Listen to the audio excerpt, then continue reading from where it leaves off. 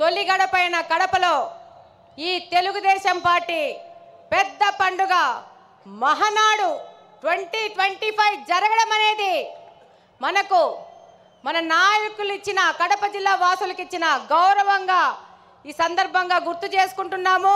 ఈ కార్యక్రమానికి వచ్చిన మన పూజ్యులు గౌరవనీయులు తండ్రి సమానులు అధ్యక్షులు గౌరవ ముఖ్యమంత్రి గారికి అలానే పార్టీ జాతీయ ప్రధాన కార్యదర్శి శ్రీ నారా లోకేష్ గారికి అలాగనే తెలుగుదేశం పార్టీ అధ్యక్షులు పల్లా శ్రీనివాసరావు గారికి మరియు తెలుగు రాష్ట్రాల నలుమూల నుండి వచ్చిన గౌరవ మంత్రివర్యులు ఎంపీలు ఎమ్మెల్సీలు ఎమ్మెల్యేలు అన్ని జిల్లాల అధ్యక్షులు ఇన్ఛార్జీలు అలాగనే నాయకులు కార్యకర్తలు ముఖ్యంగా మన కార్యకర్తలందరికీ చేతులెత్తి ధన్యవాదాలు తెలియజేసుకుంటున్నాను।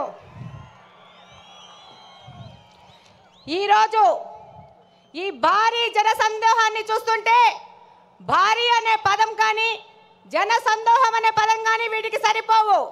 ఆకాశం ఈనిందా నేల తల్లి కనిందా అనే విధంగా ఇసుక రాలితే రాలలేనంత జనం ఈరోజు కడపలో తెలుగుదేశం పార్టీ కార్యకర్తలు ఇంత పెద్ద ఎత్తున వచ్చారంటే కడప గడ్డ తెలుగుదేశం పార్టీ యొక్క అభిమానులదని మరొక్కసారి తెలియజేసుకుంటున్నాను।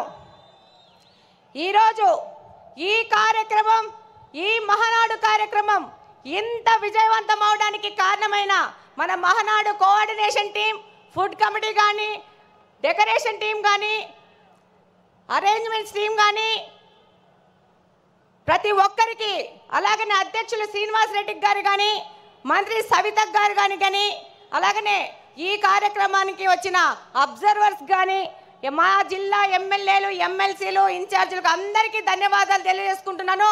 అంతకంటే ముఖ్యంగా మన కార్యకర్తలు ఈ యొక్క కార్యక్రమాన్ని విజయవంతం చేసుకుంటున్నారని మరొక్కసారి తెలియజేసుకుంటున్నాను। ఈరోజు గర్వంగా తెలియజేసుకుంటున్నాను, we are from Kadapa, we are proud to be Kadapa people. ఇది కడపలో జరుగుతుంది కాబట్టి ఇంత పెద్ద చారిత్రాత్మకమైన ఘట్టం మన కడపలో మనం ఆహ్వానిస్తున్నాం, మనం అతిథులకు సేవ చేసుకుంటున్నాం। ఈరోజు ప్రతి ఒక్కరికి ఈ కార్యక్రమంలో అరేంజ్మెంట్ చేసి శబాస్ అనిపించుకున్నామంటే అది కడప జిల్లాలో ఉన్న తెలుగుదేశం పార్టీ అంటే 43 సంవత్సరాల తెలుగుదేశం పార్టీ చరిత్రలో మొట్టమొదటిసారి మహానాడును ఈసారి మన అధ్యక్షులు మాన్య శ్రీ నారా చంద్రబాబు నాయుడు గారు అలాగనే మన జాతీయ ప్రధాన కార్యదర్శి గారు నారా లోకేష్ గారు వాళ్ళు నిర్ణయించడమే మనకు దక్కిన గర్వంగా తెలియజేసుకుంటున్నాను। ఈరోజు తెలుగుదేశం పార్టీ ఏ స్వార్థం కోసమో కాదు ఎవరి కోసమో కాదు పుట్టిన పార్టీ। తెలుగుదేశం పార్టీ అనేది తెలుగువాడి ఆత్మగౌరవ వేడి సెకండ్ నుండి నాటి ఢిల్లీ పాలకులకు తెలియజేయడం కోసం పుట్టిన పార్టీ। తెలుగుదేశం పార్టీ అంటే బలుగు బలహీన వర్గాల అభ్యున్నతికి రాజకీయ ఆర్థిక స్వాతంత్రం కోసం పుట్టిన పార్టీ। తెలుగుదేశం పార్టీ సమర్థవంతమైన నాయకత్వం మరియు క్రమశిక్షణ కలిగిన నిబద్ధత కలిగిన కార్యకర్తలే వెన్నెముక।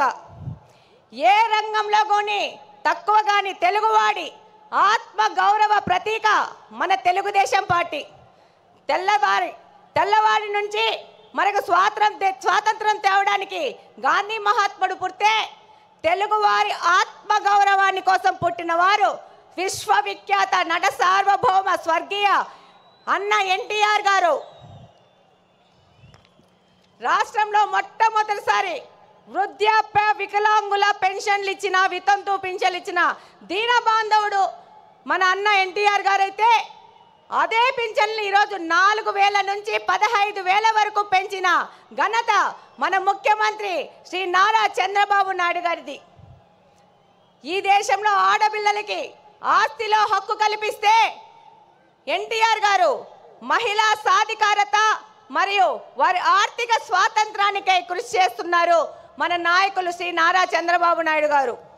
రాయలసీమ ప్రయోజనాల కోసం అన్న ఎన్టీఆర్ గారు తెలుగు గంగా ప్రాజెక్ట్ నిర్మిస్తే మన నారా చంద్రబాబు నాయుడు గారు SRBC, HNS, GNSS, KC canal modernization చేసి వాటి సాగునీటి తాగునీటి ప్రాజెక్టులను ప్రారంభించి లక్షలాది మంది రాయలసీమ ప్రజల దాహార్తిని తీరుస్తున్నారు.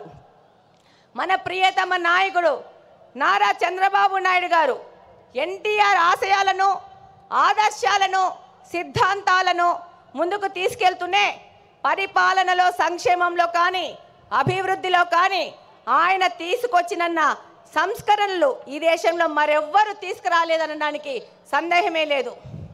చంద్రబాబు నాయుడు గారంటే క్రమశిక్షణ, పట్టుదల, అంకుటిత దీక్ష, నేర్పు, ఓర్పు కలిగిన నాయకుడిగా ప్రపంచ దేశాలు అవసరాలను, సంక్షోభాలను అవకాశాలుగా మార్చి విజనరీ లీడర్గా ప్రపంచమంతా ఈరోజు కీర్తిస్తున్నది. అందుకే రాష్ట్ర అభివృద్ధి అనగానే ఎవరి పేరు గుర్తొస్తుంది? నారా చంద్రబాబు నాయుడు గారి పేరు గుర్తొస్తుంది. మనకి నదులు, వాటిపైన కట్టలు, ఆనకట్టలు కనబడితే మన నాయకుడికి నదుల అనుసంధానం గుర్తుకొస్తుంది. దాని కార్యరూపమే పట్టిసీమ ఎత్తిపోతల పథకం. పోలవరాన్ని పూర్తి చేసి కృష్ణా జలాలను బనకచెల్ల రిజర్వాయర్ వరకు తీసుకొస్తే రాయలసీమ అభివృద్ధిని ఆపే శక్తి ఎవ్వరికీ లేదని ఈ సందర్భంగా తెలియజేసుకుంటున్నాను. ఆయన యొక్క ఆలోచనల ప్రతిరూపమే ఈరోజు ఐటీ రెవల్యూషన్స్ను, సాఫ్ట్వేర్ రంగానికి 194 దేశాలలో మన తెలుగువారు ఈరోజు వెళ్ళి ఆర్థికంగా అభివృద్ధి చెందుతున్నారంటే అది మన నాయకుడు నారా చంద్రబాబు నాయుడు గారి యొక్క ఘనతనే. రాయలసీమ లాంటి కరువు ప్రాంతంలో సాఫ్ట్వేర్ ఐటీ రంగాలను తీసుకొచ్చి ఎంతోమంది రైతుల పిల్లలు ఇంజనీర్లై ప్రపంచ దేశాలకు వెళ్ళి ఇక్కడ ఫ్యాక్షనిజము ముగిసిపోయిందంటే దానికి కారణం మన నారా చంద్రబాబు నాయుడు గారు. ఈరోజు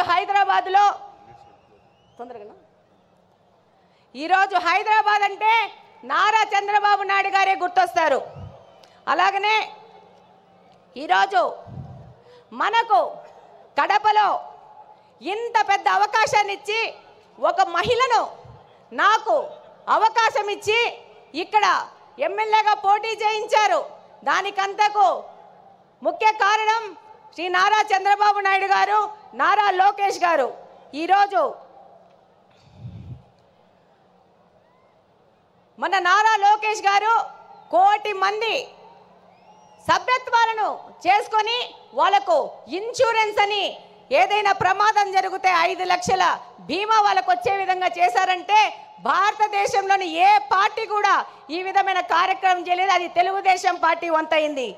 ఈరోజు తెలుగుదేశం పార్టీ తరఫున నన్ను నిలబెడితే ఏం మాట్లాడినారు? గంగిరెద్దు అన్నారు, బుడబొక్కలు అన్నారు, నీ ఇంటికి వస్తామన్నారు. ఒక్కసారి ట్రై చేసి చూడండి. బుడ్డా వెంగళరెడ్డి ఇంటి ఆడబిడ్డని ఇంటికి రిటర్న్ వీల్ చైర్లో పోతారు. ఈ సందర్భంగా తెలియజేస్తున్నాను, ఎవరే కానీ తెలుగుదేశం కార్యకర్తని టచ్ చేసి చూడండి, అదే వారి చివరి తప్పైపోతుంది. శ్రీ నారా చంద్రబాబు నాయుడు గారి ఆశయాలతో ఇక్కడ ఎమ్మెల్యేగా గెలిచి మీ అందరికీ తెలుసు. ఈరోజు పులివెందుల ఎమ్మెల్యే 2 సార్లు ప్రచారానికి వచ్చాడు. రెండవసారి మా ఎమ్మెల్యేని చూడొద్దండి, నన్ను చూసి ఓట్లేయండి అన్నారు. కానీ మా తెలుగుదేశంలో పార్టీలోని కార్యకర్తలు, నాయకులు, మన ప్రజలు అది తిరస్కరించి తెలుగుదేశం పార్టీకి ఓటేశారంటే మీరందరూ 2 ఎమ్మెల్యేలను ఓడగొచ్చినారు కడప నియోజకవర్గం నుంచి. ఈరోజు మన నాయకుడు చంద్రబాబు నాయుడు గారి ఆశయాల ప్రకారము ఆయన దగ్గరికి కడప నియోజకవర్గ అభివృద్ధి కోసం పలుసార్లు పోతున్నాం. ఆర్థిక పరిస్థితి ఇబ్బంది ఉన్నా కూడా సార్ని ఇబ్బంది పెడుతూ కడప నియోజకవర్గం విషయము ప్రతి ఒక్కసారి తీసుకెళ్తున్నాం.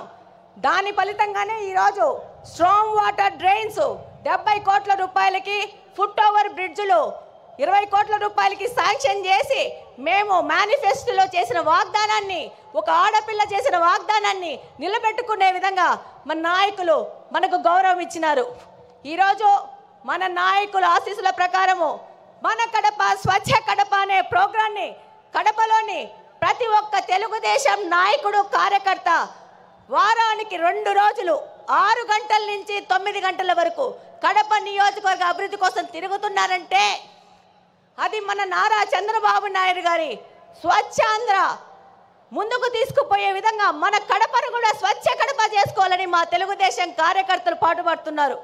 ఈరోజు ఎన్నో దశాబ్దాలుగా కడపలోని బుగ్గంగ ప్రాజెక్టుని నిర్లక్ష్యం చేసి దాన్ని పిచ్చి మొక్కలకు, పందులకు, అపరిశుభ్రానికి నిలువుగా మార్చిన ఈ వ్యక్తులు ఈరోజు తెలుగుదేశం పార్టీ అధికారంలోకి రాగానే ఆ ప్రాంతాన్ని గంజాయి సేవించే వారికి అడ్డగా మారిస్తే దాన్ని కంప్లీట్గా క్లీన్ చేసి రేపు జూన్ 21వ తేదీ జరిగే నేషనల్ యోగా డే బుగ్గంగ ప్రాజెక్టులో మ్యాట్ వేసుకొని చేస్తామని సందర్భంగా తెలియజేసుకుంటున్నాను. అలాగనే ఈ యొక్క మహానాడు సందర్భంగా మన ముఖ్యమంత్రి గారికి చిన్న విజ్ఞప్తి.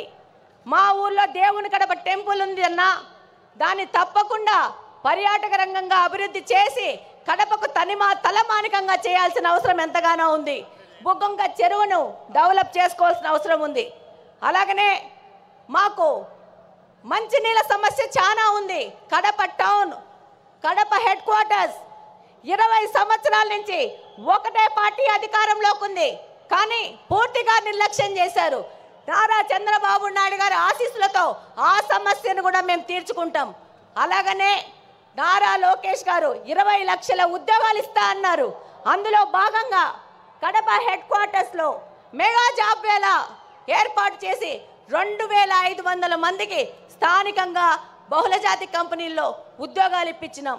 అలాగనే నారా లోకేష్ గారికి ధన్యవాదాలు చెప్పుకోవాల్సిన అవసరం ఉంది. ఎందుకంటే మొట్టమొదటి స్టార్టప్ కడపను P4 మోడల్ కింద మొదలు పెట్టారు. 6 నెలల్లో పూర్తి చేస్తున్నారు. ఇక్కడ కడపలోని యువతకి ఒక మార్గదర్శకంగా దిశానిర్దేశం చేసే విధంగా కడపను ముందుకు తీసుకుపోతున్నారు. అలాగనే మనం P4 మోడల్లో మన కడపలో నిఘా వ్యవస్థను పెంచడానికి 1 కోటి రూపాయల వ్యవధితో P4 మోడల్లో కెమెరాలు పెట్టబోతున్నాం. చివరిగా కడప అనేది ఎవరి అడ్డాగడ్డా కాదు, ఇది కడపలో నివసిస్తున్న ప్రజల అడ్డా, కడప ప్రజల గడ్డ. తెలుగుదేశం పార్టీ ఇందాకనే మీరు చూసింటారు, దాదాపు 15 మంది నాయకులు తెలుగుదేశం పార్టీ నాయకులు నిలబడ్డారు. మేమందరం తెలుగుదేశం పార్టీ కార్యకర్తలను ప్రజల దగ్గరికి తీసుకుపోయి వాళ్ళ ద్వారా మా ద్వారా ప్రజాసేవ చేస్తూ ఇది ప్రజల అడ్డా అని తెలియజేస్తున్నాం. అలాగనే నాకు ఈ మహావేదికలో మాట్లాడే అవకాశం కల్పించిన ప్రతి ఒక్కరికి ధన్యవాదాలు తెలియజేసుకుంటూ సెలవు తీసుకుంటున్నాను. జై హింద్.